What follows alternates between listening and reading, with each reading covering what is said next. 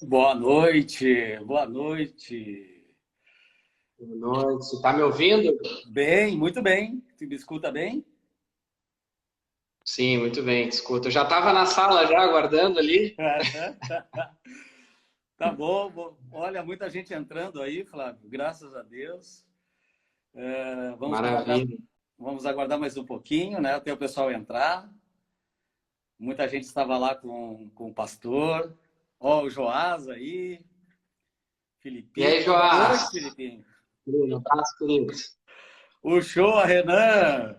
Boa noite. Aí, Martins, é uniforme aí, ó. É uniforme, combinamos? Ai, ai, ai. Mas é isso aí, é isso aí. Que benção, Hoje que a gente vai ter um benção. apoiador aí. A gente vai ter um apoiador, o pessoal do Mentor de Sucesso vai estar divulgando também. Eu vi aqui que Obrigado ao pessoal aí. mentores de sucesso, eles entraram também, estão assistindo. Por favor, participem, participem, tá? No decorrer aí, vocês podem ir participando, certo? Estamos aqui anotando, viu, Flávio, as colocações, as perguntas, e à medida que a gente for falando aqui, nós vamos interagindo com o pessoal, né, que vai fazendo as suas colocações. Show, acho que a ideia é essa, né? É a gente deixar o canal aberto também. É um tema que eu particularmente gosto muito. Na atualidade, ele está muito em alta também, né? A questão da valorização está vinculado ao empreendimento, ao mercado corporativo. E eu acho que é muito legal deixar esse canal aberto, que o pessoal saiba aí que pode interagir, pode sugerir, pode questionar. Aí o Martins também vai estar interagindo com a gente. Vai ser um bate-papo bem legal. Eu acho que a gente vai crescer e aproveitar muito junto. Amém, amém. Flávio, então eu vou me apresentar, até porque eu acho que tem muitas pessoas que não nos conhecem, tá? Meu nome é Luiz André Martins, muita gente me conhece como Martins. Sou ex-militar, estou seguindo uma carreira aí de professor, certo? Estou no mercado de trabalho, vamos dizer assim. E esse tema é um tema que o tema proposto para hoje sobre valorização, valorização da pessoa. Eu já começo, já, Flávio, já fazendo uma colocação aqui para ti, tá? Quando a gente fala em valor, quando a gente fala em valor, a gente sempre pensa em alguma coisa, ou seja, quanto esse carro vale, quanto esse jogador vale, quanto esse prédio vale, quanto essa casa vale, quanto é que eu estou valendo, né? Então a gente sempre vai, quando a gente fala em valor, né? Esse funcionário é muito valorizado, esse funcionário está desvalorizado. Então isso agora nesse momento assim que estamos todos em casa, muita gente se redescobriu o seu valor, né? Então é um tema pertinente para esse valor, para esse tempo. É um tema que tem muita pertinência, tem muita relação com o que está acontecendo. E eu acho que vai ser enriquecedor esse tema e esse debate aqui. Por favor. Exatamente. Inclusive, a gente vai ter a oportunidade também aí de diferenciar um pouco a questão de valor e preço, né? Que muitas pessoas confundem, né? Já é algo que tem sido discutido, mas muitas pessoas ainda confundem esse link, né? Valor e preço, né? E são coisas totalmente diferentes e que fazem total diferença na vida a partir do momento que a gente entende o local de cada uma delas. Amém. Te apresenta então, Flávio, por favor. Bom, então eu sou o Flávio, para quem não conhece, tenho 31 anos, casado com a Mariana, tenho dois filhos, Ana Clara e o Timóteo, 4 e 2 anos de idade, né? Então estamos naquela fase desafiadora, maravilhosa, mas desafiadora, né? Eu trabalho, sou prestador de serviço na parte de gestão de pessoas, né? E eu costumo falar de vidas e resultados, né? É uma coisa que me atrai muito, desde os meus 21 anos de idade eu trabalho com gestão de pessoas, é algo extremamente complexo, né, mas extremamente gratificante, né? E eu adoro, gosto de trabalhar com essa área. Estou hoje na gestão de um provedor de internet na região do Vale dos Sinos, né? Mais especificamente São Leopoldo também. E estou aqui hoje para compartilhar um pouco dessa minha experiência, aí, que já vai um pouco mais de 10 anos aí na parte de gestão e entendendo as relações de valor do nosso dia a dia também. Muito bem, Flávio, muito bem. Então, o Flávio se apresentou aí. Acho que a gente pode começar. dar início. Flávio, e outra coisa assim, vamos pensar no âmbito profissional, né? Eu acho que qualquer pessoa, um profissional, tá? Seja profissional liberal, seja empresário, eu quero ser valorizado. Eu quero ser valorizado. Então, a primeira pergunta é, para as pessoas que estão assistindo aqui, você quer ser valorizado? Eu acho que essa colocação que tu está colocando aí, você quer ser valorizado? O que tu diria para as pessoas, então, Flávio? Bom, então, iniciando lá o nosso tema desde o banner, talvez alguém não tenha visto o banner, está vendo agora, né? O nosso assunto hoje, que a gente colocou como pauta você quer ser valorizado, então torne-se valoroso. Né? A primeira pergunta que tu abriu aí, Martins, que é muito pertinente, é se você realmente quer ser valorizado, né? E essa é uma pergunta para a nossa audiência e para aqueles amigos que estão junto com a gente aí. Se você quer ser valorizado. E na minha opinião, Martins, eu entendo que só existe uma resposta para isso. Tá? Todas as pessoas elas querem ser valorizadas em todos os âmbitos, não só no profissional, mas elas querem ser valorizadas. A grande diferença que eu entendo é que existem aqueles que decidem criar uma máscara sobre isso, ou colocar uma capa sobre isso e esconder, e tem aquelas pessoas que decidem assumir, de fato, eu quero ser valorizado e estou disposto a pagar o preço necessário para isso. Essa é a grande diferença que vai pautar as nossas vidas, as vidas daqueles que estão aí nos assistindo também. Ok, ok. Eu acho que se a gente perguntar para as pessoas, todas querem ser valorizadas, né? Todas querem ser valorizadas. Mas existem algumas pessoas. Eu vou te fazer a pergunta aqui, por favor. Se tu quiser fazer de forma diferente, Flávio, fica à vontade. Mas existem as pessoas que realmente se sentem valorizadas ou não? Ou isso não é verdade? Elas se sentem valorizadas, não se sentem valorizadas? Isso é um sentimento próprio ou ele espera o reconhecimento do entorno, do seu chefe, das empresas que ele atende?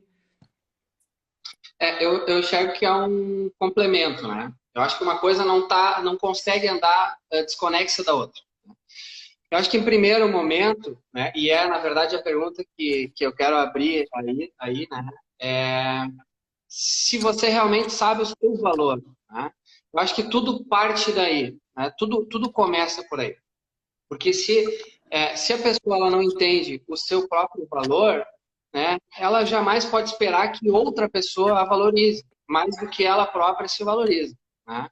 Então, eu entendo que tem um link muito forte nessa relação que tu mencionou. Né? Primeiro, eu preciso entender o meu valor, para depois eu exigir ou desejar que o entorno também me valorize do mesmo patamar ou mais.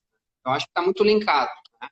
E eu acho que para iniciar o assunto aí, o principal que eu quero lançar aí, quero deixar mais uma vez aí, deixar muito aberto, quem quiser participar, o Martins vai estar anotando lá, vai estar verificando as perguntas. Pode deixar que eu anoto aqui. Surgir algo mais pertinente, a gente coloca para o debate também e fiquem à vontade para fazer suas colocações, perguntas, dúvidas, enfim. Né? O principal que eu quero começar isso quero deixar essa pergunta no ar aí. O que vocês acham que, na verdade, dá o resultado que a gente está esperando aqui com esse tema da live? Tá? Qual é a ordem que realmente funciona? Primeiro, será que primeiro eu sou valorizado e depois eu me torno valoroso? Ou primeiro eu me torno valoroso para depois eu ser valorizado? Qual será que é a ordem que realmente dá resultado? Quem puder e quiser aí, compartilha com a gente, teria a sua opinião no chat também, para a gente também ir interagindo com vocês. Qual a sua opinião? Primeiro eu sou valorizado, primeiro alguém chega e me valoriza, e depois com isso eu me torno valoroso, ou primeiro eu me torno valoroso, e com isso eu sou valorizado? Né? Essa é a primeira questão que eu quero deixar para a gente essa noite aí. E quero iniciar deixando uma pergunta. Quanto você vale? Uma pergunta para a nossa audiência. Né? Para que cada um responda para si mesmo. Qual é o seu valor? quanto você vale? Ó, Alexandre Paz, pastor Alexandre Paz está compartilhando com a gente que, na opinião dele, primeiro eu me torno valoroso, depois eu sou valorizado. É a minha opinião também, eu concordo, né? Eu acredito que, primeiro, eu preciso, como o Martins identificar o meu valor, né? Após isso, esse valor ele é percebido por aqueles que me cercam, e com isso eu acabo me tornando, é algo natural, não é algo forçado nem nada, não, é algo natural. Eu acabo me tornando valorizado, né? É um crescimento, a Grazi também está comentando. Primeiro eu me torno valoroso e depois eu me torno valorizado. Mas eu quero deixar essa pergunta aí. Quanto você vale? Responda para você. Quanto você vale, né? Você sabe realmente o seu valor? Talvez a gente conheça de cor salteado o nosso currículo, né? Talvez a gente saiba exatamente as minhas formações, o que eu já tenho de experiência, a minha CLT, o que ela tem gravada lá, mas, de fato, eu nunca me perguntei qual é o meu valor, de fato, né? Quanto eu valho? Né? E essa é uma pergunta que eu quero deixar no ar. Não quero dar aqui uma resposta, mas eu quero deixar para que a nossa audiência vá pensando conforme a gente vai construindo aí, tá? Eu quero ir para dar sequência, Martins, se tu me permite, eu quero contar uma história, tá? Baseada em um livro que norteia a minha vida aí, e eu quero já de primeira mão deixar a minha opinião. Eu acredito que todos nós precisamos ter um norte, precisamos ter princípios, valores baseados em algo, né? E aquilo que eu escolhi para nortear a minha vida é a Bíblia Sagrada, né? E eu quero compartilhar aqui uma história que tem em um dos livros da Bíblia, está em Gênesis, né? Está em Gênesis, no capítulo 37. A partir do 37, eu não vou citar o versículo, mas quem quiser pode procurar lá e vai encontrar. Na Bíblia, no livro de Gênesis, a partir do capítulo 37. Eu quero compartilhar aí a história de um homem chamado José. Talvez muitos já tenham ouvido falar, né, a respeito de José do Egito, né? E eu quero estar compartilhando aqui um pouco mais. Tá? A história dele eu vou contar de forma sucinta e muito resumida, né? Se alguém quiser ir lá conferir, com certeza vai crescer muito com isso. Mas eu quero deixar aqui um resumo, tá? Bom, José quem era? José... Flávio, oi, Martins. Olha só, deixa eu dar um bem-vindo aí para quem entrou agora. Sejam bem-vindos, certo? O Flávio, ele tá palestrando aqui, mas, por favor, vocês podem colocar suas observações aí, serão muito bem aceitas. Estamos aqui anotando entre duas pessoas, em particular ao Luiz Carlos Rosa da Silva. Luiz Carlos Rosa da Silva, grande abraço, um grande abraço mesmo, certo? Eu espero que essa palestra, que essa ministração aí possa te trazer resultados significativos. E todos aqueles, a Zica Dias, bem-vinda, Zica, também, certo? Eu vi alguns amigos que citei. Todos aqueles que eu não citei. Mas eu estava concentrado aqui, não consegui dar retorno aí, mas eu vi o pessoal que entrou, Ana Paula Bender, um abraço para o pessoal aí que tá entrando e compartilhando. O Joás já tinha entrado também. Ok, então tá. Muito bem, Flávio, pode seguir a gente. Beleza? Vou lá, então, vou contar a história, então, de forma bem resumida de José, tá? Conhecido como José do Egito. Quem era ele? Filho de Jacó, né? Ele teve seus 11 irmãos, mais uma irmã, e ele era um rapaz, ele era um dos mais novos, tá? E ele era um rapaz que cresceu sendo desprezado por seus irmãos, porque o pai dele, Jacó, tinha um amor diferenciado por ele, né? E ele cresceu sendo um pouco desprezado, deixado de lado pelos seus irmãos, né? E José era um cara sonhador. Ele era um jovem sonhador, né? E por conta de ele ser um jovem sonhador, ele sonhava coisas altas, coisas grandes, né? E os irmãos que tinham filhos dele, na verdade, zombavam dele, chamavam dele de pequeno sonhador, né? Mas o que aconteceu com ele, Martins? José ele acabou caindo numa emboscada de seus irmãos, ele foi vendido, né, naquela época como escravo, né, acabou se tornando escravo, foi vendido como escravo para um homem chamado Potifar. Ele era o comandante do exército do Egito, né, que era uma grande força econômica da época também, né. Lá na casa de Potifar, o que aconteceu com José? Ele foi elevado, né, elevado a uma função de mordomo geral, vamos dizer assim, né? Ele era responsável por toda a casa de Potifar, que era alguém de alta patente naquele cenário do Egito, né? Era o comandante do exército do Egito. Então, ele tinha muita moral, digamos assim, né?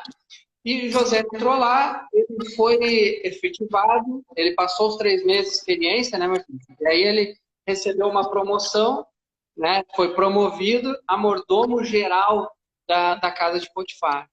E a Bíblia também comenta que ele era um homem muito bonito, né, formoso, enfim. Aquilo ali atraiu também a atenção da esposa de Potifar, né? Ela se atraiu pela beleza física dele e tentou algumas vezes dormir com ele, né? Até que um certo momento, eles estavam sozinhos dentro da casa de Potifar, e ela tentou dormir com ele, ele saiu correndo, acabou deixando as vestes dele nas mãos dela, né? E aí ela, prontamente, sagaz, né, maliciosa, ela começou a gritar pelos guardas, né? Socorro, socorro, ele tentou me agarrar e saiu correndo, eu consegui resistir, enfim. Armou para ele, né? O que aconteceu com José? Preso e caiu lá na prisão, né? Na prisão, olha só o que aconteceu com José. O que tu acha que aconteceu com ele, meu? Mas eu vou te dizer uma coisa, Flávio. Ir à Ah, prisão é uma coisa que, falando de valor agora, é uma coisa que te põe para baixo.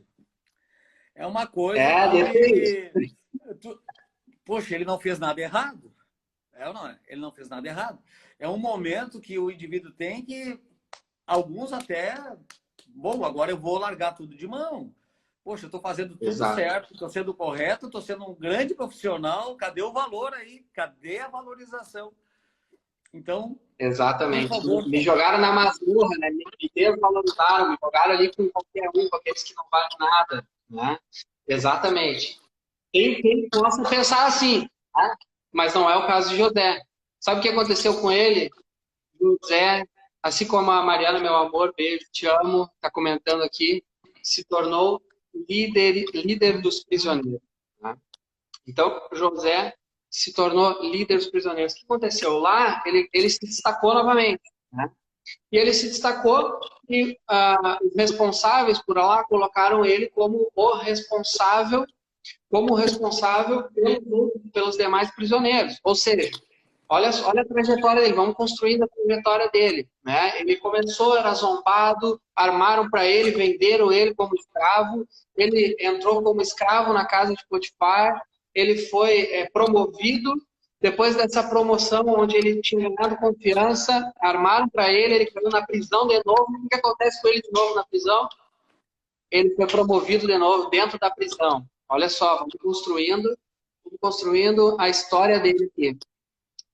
Depois que ele foi promovido dentro da prisão, ele era um dos responsáveis, e o padeiro e o copeiro do faraó também estavam naquele contexto da prisão e tiveram sonhos, né?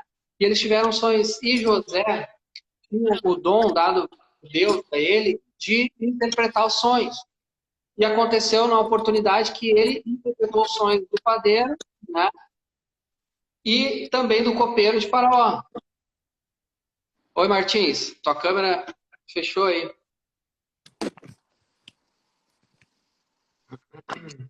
Vira a câmera. obrigado, Aí. Flávio. Voltou. Show. E aí, lá na prisão, o que aconteceu? O copeiro e o padeiro de Faraó tiveram sonhos que ninguém conseguia interpretar, e ele interpretou os sonhos, né? Ou seja, ele foi ganhando fama, ele foi conquistando credibilidade dentro da prisão. Em certa oportunidade, o faraó, o grande faraó, ele teve um sonho e ele mandou chamar os magos, os adivinhadores da época, e ninguém conseguiu adivinhar o sonho dele. E aí correu a notícia de que lá na prisão havia um homem chamado José que interpretava sonhos. O que Faraó fez? Mandou chamar ele. Chama esse rapaz aí que eu quero conhecer ele. José chegou lá, interpretou o sonho de Faraó, onde ele havia sonhado com 7 vacas gordas, seguidas de 7 vacas magras, onde as magras comiam e engoliam as gordas. Né?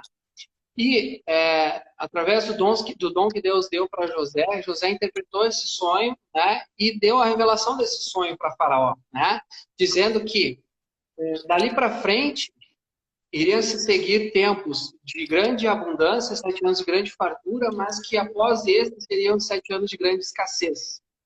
Né? E que com isso eles precisariam tomar uma estratégia, né, de guardar uma parte, e aconteceu exatamente isso que ele falou. Com essa interpretação e com o reconhecimento do faraó daquilo que havia sobre a vida de José, o que o faraó fez? Colocou ele como o governador de todo o Egito, apenas abaixo do faraó. Então ele saiu da prisão para uma posição do alto escalão do Egito, que era uma das maiores forças econômicas da época. Né? Então, olha a trajetória que a gente foi construindo, né, de José ao longo dessa jornada. Eu quero convidar quem está nos assistindo, aí, o pessoal entrando aí, Gustavo, Cássio, o Mário, Reus, sejam bem-vindos. Fiquem à vontade para comentar aí, para dúvidas, gerar debate, aí, vamos conversando. Bom, então eu quero fazer um resumo. A gente viu aí a trajetória de José de forma muito resumida, né? Isso está lá em Gênesis 37 na Bíblia, quem quiser conferir. E aí, José, se a gente fosse fazer um resumo das características dele, eu fiz aqui, Martins, 7 pontos das características de José, tá? Flávio, e eu quero passar de forma bem rápida. Deixa eu só comentar uma coisa aqui.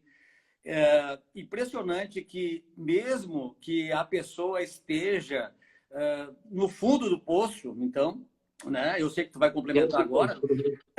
Nós temos que ter condições, a gente tem que reunir condições, esforço, otimismo, certo? Para vencer, para passar por aquela situação. Então, mesmo ele estando preso, ele conseguiu galgar, ele conseguiu subir, certo? E conseguiu chegar em alguns lugares. É por isso que a gente escuta muitas vezes aquele empresário, o empresário ele afundou, a empresa dele quebrou, ele monta outra e consegue ter sucesso de novo. Ou então aquele funcionário que é demitido porque a empresa não existe mais e tal, era um grande funcionário, consegue outra empresa. Então, quantas vezes a gente diz assim, olha, esse funcionário, essa pessoa aí foi diretor em 5 empresas, em 6 empresas.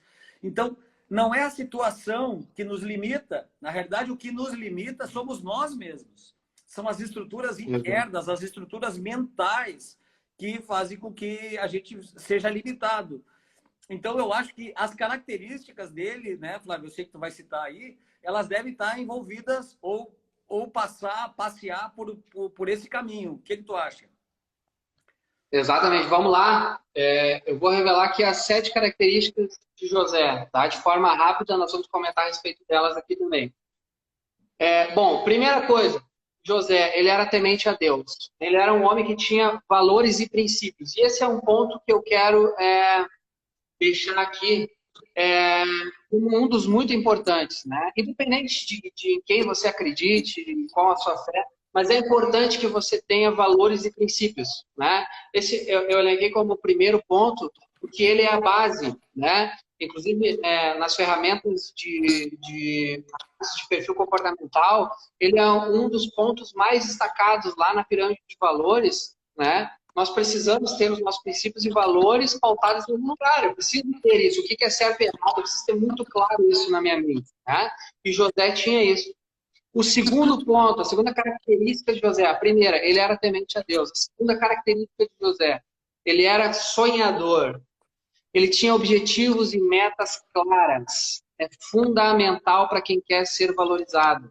Você precisa saber aonde quer chegar, você precisa sonhar. Você não pode se pautar somente pelo que aparece no noticiário, na televisão, no que os outros estão dizendo que as coisas vão acontecer.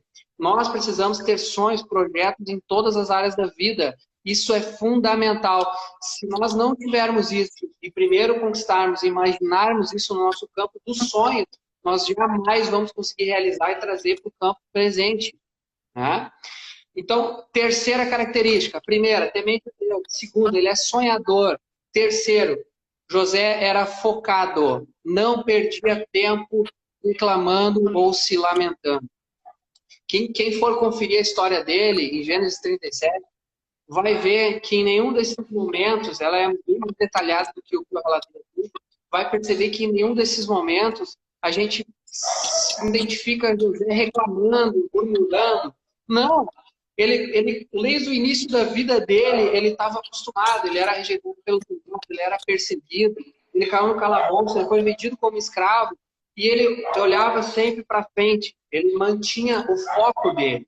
Né? Ele não se permitia olhar para trás, ele não se permitia ficar com beijo, ficar murmurando, ficar reclamando, como tu deu exemplo antes, né? Pô, eu fiz tudo certo, eu estava aqui, me deram a mordomia da casa de Potifar e de repente armaram para mim, eu não tinha culpa nenhuma em botar na prisão.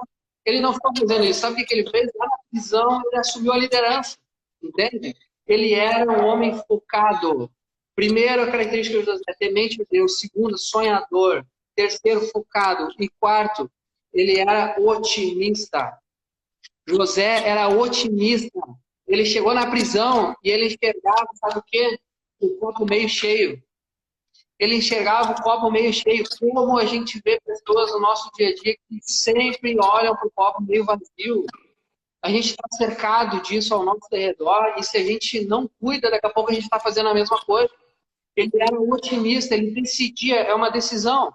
Eu preciso decidir enxergar as coisas como se sendo um copo meio cheio. Eu preciso enxergar o lado bom de todas as coisas, porque todas as coisas têm um lado bom e um lado ruim. Quem vai pautar a minha visão é uma decisão minha. Eu vou decidir olhar elas pelo lado bom ou pelo lado ruim. Somente eu que decido isso, não é a circunstância. Porque toda e qualquer circunstância vai ter o lado bom e o lado ruim, se você quiser analisar. Você vai achar. Primeiro ponto, ele era temente a Deus. Segundo, ele era sonhador. Terceiro, ele era focado. Quarto, ele era otimista. Quinto ponto, quinta característica de José, ele era capacitado. Quando a oportunidade chegou, ele estava preparado. Isso é uma coisa que eu já comentei várias vezes com colegas de trabalho, com pessoas que trabalharam nos meus times. A oportunidade, quando ela passa, a gente precisa estar pronto, porque a oportunidade vai encontrar aqueles que estão preparados. Não adianta a gente ficar esperando uma oportunidade se eu ainda não estou preparado. Quando a oportunidade chegar, quando lá na empresa eu abrir uma vaga para uma função, eu vou olhar para dentro do time, eu vou olhar para o mercado, eu vou olhar para currículos, eu vou fazer entrevistas, eu vou analisar perfil, eu vou encontrar pessoas capacitadas para aquilo. A maioria das vezes, ainda mais no mundo que a gente está, na globalização que a gente vive hoje, a maioria das vezes as empresas elas não têm tempo de ficar treinando, de ficar ensinando. Elas precisam de agilidade, que hoje é um item de competitividade. Agilidade, nós precisamos resolver logo. Ele era capacitado, ele estava preparado. Ele estava preparado com todas as funções. Ou vocês acham que Faraó teria colocado ele como governador do Egito se ele não fosse capacitado para isso? Ele era capacitado desde a interpretação dos sonhos, desde a vida, da intimidade que ele tinha com Deus, ele era capacitado, porque quando a oportunidade chegou para ir lá e interpretar, ele estava capacitado para aquilo. Então, essa é a quinta característica de José. A primeira, temente a Deus. Ele era sonhador, ele era focado, otimista, capacitado. Sexto, ele era confiável. Ele passava transparência na comunicação dele, ele passava transparência no trato dele. Aonde ele ia, ele galgava lideranças. Aonde ele ia, ele ocupava cargos de confiança, que não é o CC que a gente está acostumado aqui nas prefeituras, mas aonde ele ia, ele chegava aos cargos de confiança. Por quê? porque ele inspirava, ele transpirava confiança, ele era um homem, uma pessoa confiável. É mais uma das características de José. E a sétima característica, ele era um homem fiel. Ele se recusou a trair Potifar com a mulher. Ele se recusou, ele era fiel, ele era um servo fiel ao seu senhor. Ele se recusou e foi para o calabouço, mesmo assim, se manteve fiel. Lá, ele não ficou olhando para trás tentando resolver o passado. Aconteceu, ele olhou para frente e se tornou líder da prisão, interpretações, e se tornou governador. Ele seguiu olhando para frente porque ele foi um homem fiel naquele momento. Ok? Estou só repassando rapidamente, Martins. Característica de José, temente a Deus. Posso falar? Hã? Posso falar? Temente a Claro. Deus. Número 1. 2. Sonhador, Acertou. é isso? 3. Focado.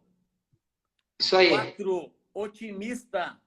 5. Isso aí. Capacitado. 6. Confiável. E 7. Fiel.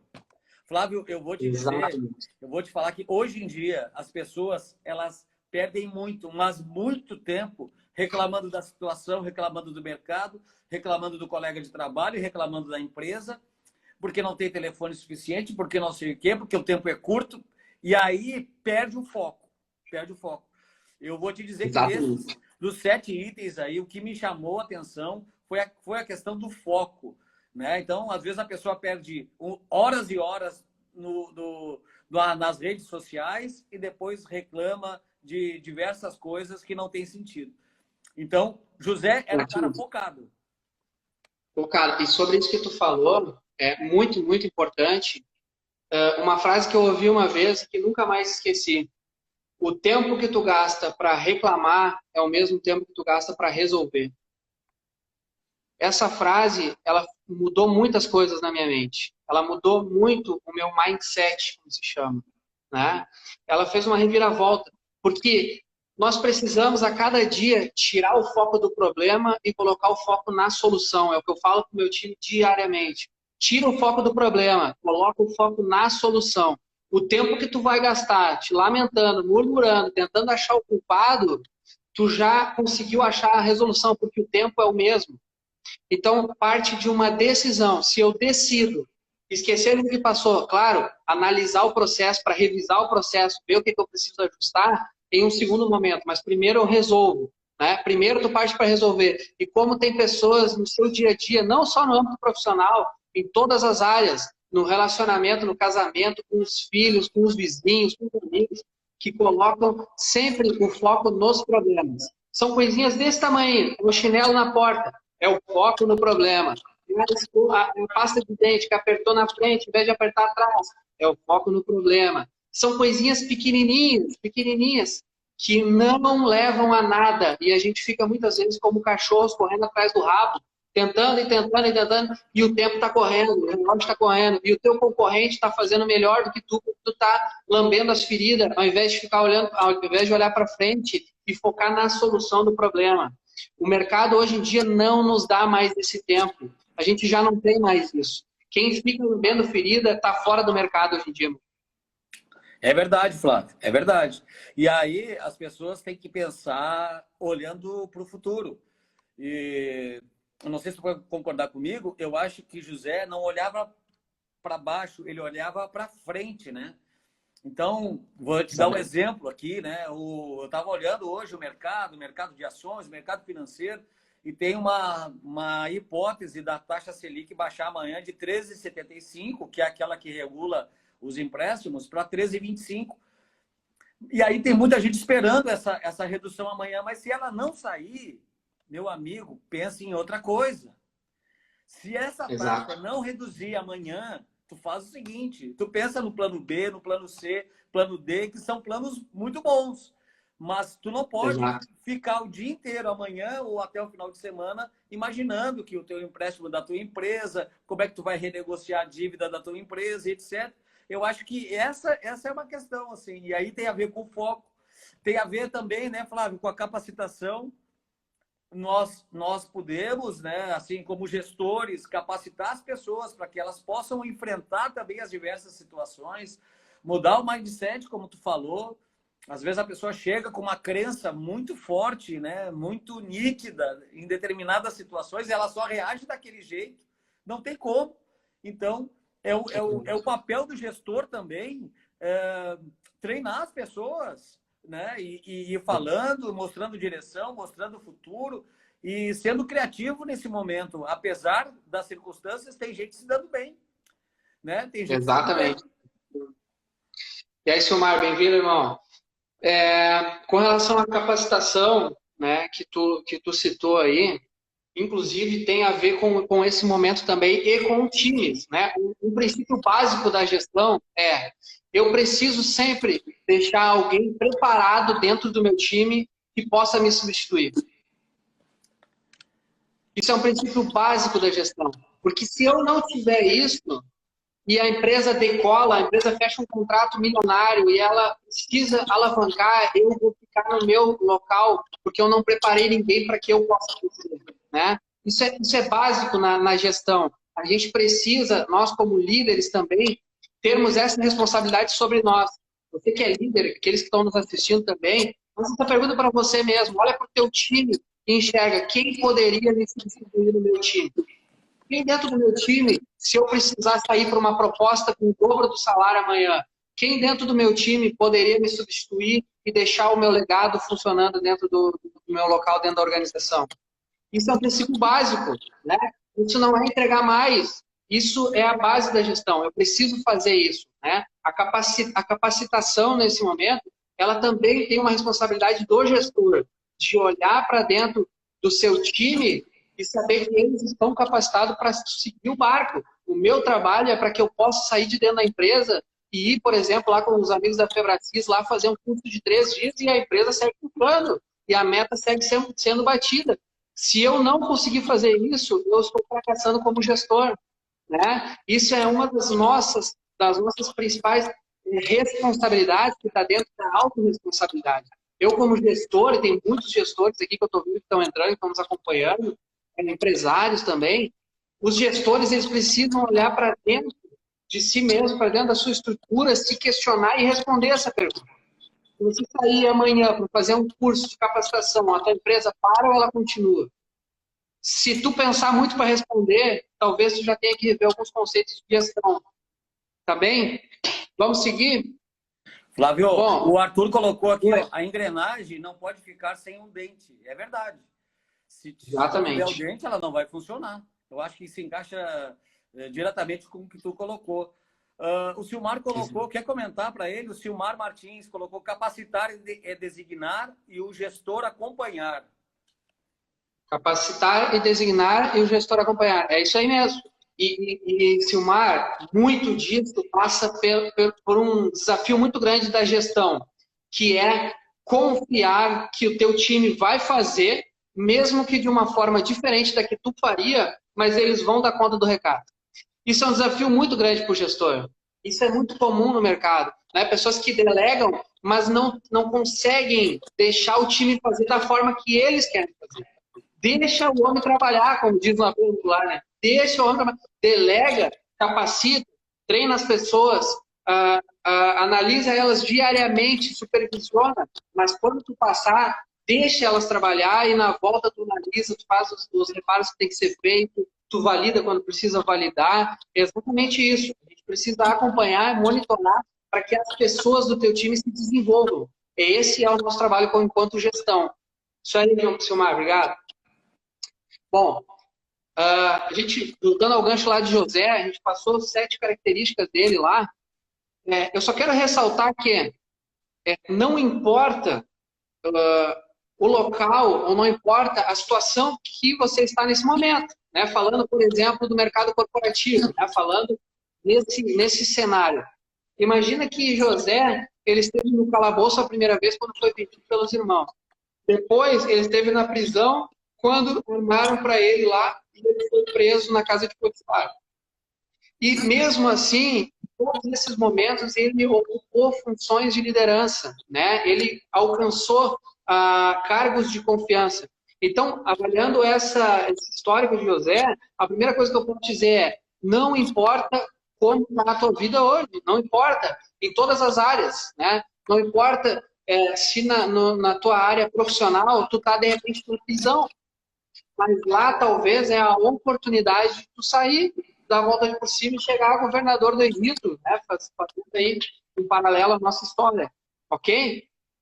E isso também se estende para todas as áreas, para carreira, para relacionamento familiar, com os filhos, na empresa, com o teu time, com o teu gestor, com o teu chefe, com investidores. Isso se estende para todas as áreas, tá? Como é que tá o tempo aí, Martins? Vai me Tranquilo. Tá tranquilo, Flávio. Temos 20 minutos. Temos 20 minutos. Jesus, amado, tá tranquilo? Nada. Vamos lá. Ó, então, vamos avançar. Primeiro passo, tá? Vamos começar a construir isso. Primeiro passo, entender o meu momento e ter humildade para responder. Esse passo é fundamental, que no coach se chama estado atual e estado desejado, né? Qual momento eu estou agora? Cada um que está nos assistindo agora, nessa audiência, os nossos amigos, pode responder para si mesmo. Em que momento eu estou? Eu já sou valorizado como pessoa, como produto ou como marca? Ou eu ainda preciso mostrar o meu valor? Qual o momento que eu estou? É preciso ter humildade para responder isso, né? Porque a gente precisa responder isso com a verdade, né? Não aquilo que eu desejo. Não, é como que eu estou hoje. Hoje, de fato, eu, Flávio, falando no mercado de telecomunicações, que é o mercado que eu atuo, hoje eu já sou alguém valorizado? Ou hoje hoje eu ainda preciso correr atrás, né, e fazer o meu nome no mercado? Como você está na tua área, na contabilidade, na administração, dentro do teu mercado? Como é que tá? Como é que o mercado te enxerga? E aqui eu vou além, o teu chefe te enxerga. Mas como é que o mercado te enxerga? A gente né? teve uma interrupção aí. Ok. Na fala do Flávio. Voltou, Flávio? Para mim tá normal aqui. Tá normal. Ah, tá. Tá? Ô, Flávio, o Arli te mandou uma informação aí, tá? Quem? O Arli. Ah, tá. Boa noite. Boa noite. A empresa na qual trabalho colocou todos os funcionários no plano do governo, pois não fiquei parado, tá? Ele trabalha no ramo imobiliário e está fechando negócios. Eu acho que o Arli quis dizer que a empresa dele ali colocou os funcionários no plano do governo, ou seja, sobrou tempo, né? E ele foi lá e achou uma outra atividade para se reinventar. É exatamente isso, né? Parabéns, Arli, parabéns. Essa tem que ser a nossa posição. Agora, o que a gente não pode é ficar sentado no sofá, trocando o canal da Globo com o SBT, do SBT para a Globo, e esperando ver a hora que a pandemia vai passar e que as coisas vão abrir, que a tua empresa vai te chamar. Porque talvez quando a tua empresa te chamar, ela te chame com a rescisão, com o aviso prévio. O mercado hoje está muito instável, a gente precisa estar preparado e ter aqueles planos A, B, C, D, que foi comentado, eles já têm que estar dentro da manga, Martins. Eles têm que estar prontos, eu preciso estar analisando o mercado e estar me preparando para qualquer situação. O que eu não posso é ser pego desprevenido, né? É verdade. Flávio, eu sei que tu vai conseguir, tu já deu o primeiro passo, né? Eu acho que tu vai dar no segundo. E outra coisa, as empresas, elas vão promover mudanças. Se eu sou funcionário, por exemplo, da Sebratel, olha, a empresa está fazendo um novo controle, um novo contato com clientes, eu não sei, um novo sistema, aceita e sai trabalhando porque a empresa tem um motivo. Quem sabe tu melhora até a ideia da empresa, mas não é hora de ficar reclamando. tem mais o controle, tem mais o contato com o cliente, tem mais um relatório para preencher. Não é hora disso. Não é hora. É hora de correr atrás. Né? Exatamente. Bom, Martins, tu não vai mandar boleto de cachê para a Sebratel, né? Por favor. Bom, vamos lá. Primeiro passo. Entender o meu momento e ter humildade para responder. Né? Responder. Qual momento eu estou? Eu já sou valorizado no mercado de trabalho. Imagina o teu mercado imobiliário, mercado das telecomunicações, mercado do comércio, tu já é valorizado, o mercado já te reconhece nesse contexto aí ou não? Né? É preciso humildade, mas cada um tem que fazer a sua resposta. Segundo passo, Martins, entender o estilo over-deliver de viver. É algo que eu tenho falado lá, tem alguns colegas que estão aí com a gente também. Entender o estilo over-deliver de viver.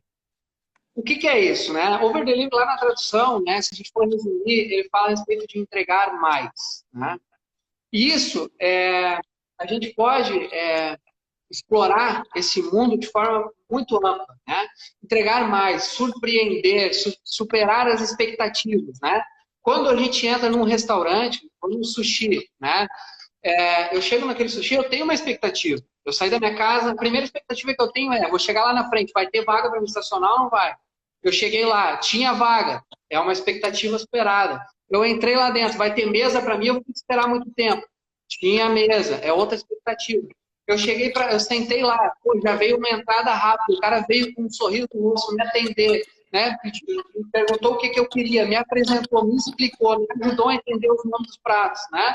Isso aí tudo ele está entregando mais, ele está fazendo o extra, ele está preocupado com o bem-estar do cliente dele. Né? Isso é o que se chama de over-deliver no mercado. Né? E aquilo que a gente prega muito lá para o nosso time também. Nós precisamos entregar mais. Né? Nós precisamos sair da média, né? Assim como a gente tem aprendido lá com o apóstolo Alexandre também. Precisamos navegar em oceanos azuis, sair do oceano vermelho, sangrento, onde todo mundo faz a mesma briga, né? A mesma briga de competição, de preço, e preço, e preço. A gente precisa inventar, encontrar algo para ir para o Oceano Azul, onde a gente navega sem concorrência, né? Então, isso é um estilo. Por que eu coloquei aqui estilo de viver de over-delivery? Porque é um estilo de viver, né? A gente pode adotar isso para todas as áreas, para o casamento, eu posso entregar mais do que a minha esposa está esperando. Com a relação com os meus filhos, eu posso surpreender, entregar mais do que eles estão esperando, né? No ramo corporativo, nem se fala. Eu preciso nem relatar, porque no ramo corporativo, se o meu chefe pede para eu fazer uma planilha, eu vou lá e faço uma planilha e boto uma cor nela para ficar mais fácil de visualizar. Eu entreguei mais do que ele me pediu. Isso é um estilo de vida. Se eu faço isso dia após dia com os meus líderes, com os meus chefes, eu vou ser valorizado, mais dia menos dia, é só questão de tempo até eu ser valorizado. Né? Agora, se a pessoa pede para fazer alguma coisa, vai lá e entrega e diz, não, eu fiz o que me mandou. Né? Isso a gente escuta isso diariamente. Né? No mercado, quando a gente conversa com outros gestores também, isso é algo comum. Eu fiz o que tu me pediu, eu fiz o que tu me mandou. Tá errado ou tá certo? Não tá errado, tá certo. Mas não é over-delivery, tu não vai ser valorizado. Vai receber só aquilo que foi acordado e ponto final. A gorjeta do garçom do sushi não vai rolar. Entendeu? Só rola a gorjeta, tu só tem aquele... Tem local, restaurante que tu tem gosto de pagar os 10%. Porque o cara te tratou, tu te sentiu em casa, ele te deixou à vontade, ele te deu todo o suporte. Isso é over-delivery. Né? Nós precisamos entender esse estilo de vida de over-delivery. Mas o que a gente vê diariamente? Diariamente, isso acontece. Eu trabalho com gestão há bastante tempo. Eu trabalho com processo de seleção, com recrutamento, com análise de perfil, com acompanhamento de supervisão de metas e resultados. O que a gente vê diariamente? Isso não é minha função. Já ouviu alguém falar isso aí para ti, Martim? Muitas vezes. Isso aí não sou eu que faço, isso é com fulano, eu não vou mexer nisso. Essa parte aí de atendimento ao cliente é com... Ou então fala para o cliente, não, isso não é comigo, às vezes até xinga o cliente, né? Não dá. Exato. Não dá. Exatamente. Quando eu escuto isso, me dói o coração. Vou ser bem sincero para ti. Me dói o coração. Porque é de uma pobreza tremenda, né? Um comentário dessa natureza. Né? Isso não é minha função. É uma pobreza tremenda. Essa pessoa não entendeu como funcionam as coisas. Né? Essa pessoa, ela não entendeu como funciona o mercado. Né? O que é valor para o mercado? Essa pessoa não entendeu. Ela entendeu o que é preço. Preço é aquilo que acordaram comigo na entrevista, disseram que eu me pagar no fim do mês, eu estou entregando aquilo que eu disse e ponto final. Né? Martins, rapidamente, eu trabalhei muitos anos numa empresa de telecomunicações a nível nacional e eu era gestor da parte técnica do estado do Rio Grande do Sul. E tinha outros gestores a nível Brasil que eu sabia que tinham um salário maior que eu, só que nessa época eu tinha 23 anos. Muitas pessoas chegavam para mim e diziam assim, Cara, vai lá, meu, busca teu direito, vai lá, tu tem que cobrar, tu faz a mesma coisa que os outros, ou tu faz até mais, porque o teu estado aqui tem uma rede maior do que a dos outros. E aí eu absorvi aquilo, mas não dava ouvido, né? Por quê? Porque eu entendia, e uma vez um tio meu aqui, ele me falou uma frase que eu nunca mais esqueci. Ele me disse assim, o melhor cenário é aquele que alguém te paga para tu aprender. Aquilo fez total diferença na minha vida, na minha visão de mercado, de como as coisas funcionam. O melhor cenário é quando alguém te paga para tu aprender. Olha que tremendo isso. Quando alguém está te pagando um valor mensal para tu trabalhar naquela empresa, para tu prestar serviço para aquela empresa, contratando o teu serviço, e essa pessoa te dá uma função que talvez ela não seja a tua, ela seja mais do que a tua, isso é uma oportunidade tremenda de um aprendizado que nunca mais vai sair da tua vida. E alguém, olha só, alguém está te pagando para fazer isso. Isso é tremendo, isso é a melhor negociação que alguém pode fazer na vida. Mas o medíocre, como alguém comentou ali, o medíocre, ele olha isso e ele enxerga e diz assim, não, isso não é minha função. Né? Então isso é uma coisa que eu sinceramente, assim, isso me dói o coração de ouvir. Outra coisa que eu ouço, se eu fosse o chefe, eu faria. Né? Ou pessoas que fazem coisas simples e acham que tem que ter uma valorização extraordinária. Né? Ou pessoas que acham que com 6 meses e 1 ano de empresa já tem que receber uma promoção só por causa do tempo. Né? Eu não sei onde é que falaram isso para essas pessoas. Não precisa ser 6 meses, pode ser em 3 meses para mostrar muito mais do que estão esperando.